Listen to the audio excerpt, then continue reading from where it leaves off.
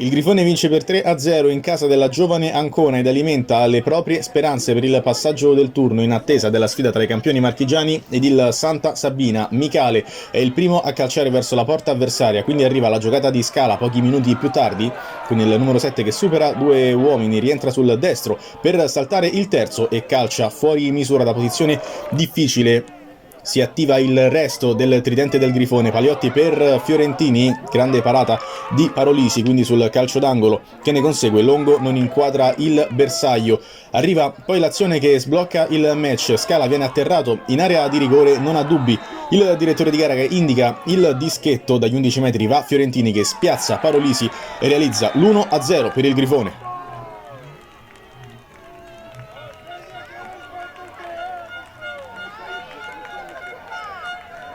Subito alla ricerca del raddoppio, ragazzi di Gualdaroni, gran palla di Scala per Fiorentini che in acrobazia non riesce ad inquadrare lo specchio della porta, quindi su calcio d'angolo è D'Alessandro che non riesce a deviare, poi palla a Longo che calcia ancora una volta sul fondo. Va al tiro anche Plantemoli, anche lui fuori misura, poi arriva la giocata che regala il 2-0 al Grifone, grandissima giocata di Paliotti che sull'esterno se ne va con un tunnel, guadagna il fondo, mette dentro per Fiorentini che insacca la propria doppietta personale, esulta il Grifone, ma tutti, numero 9 compreso, vanno ad abbracciare Paliotti per la grande giocata del grande assist che ha valso il raddoppio al Grifone.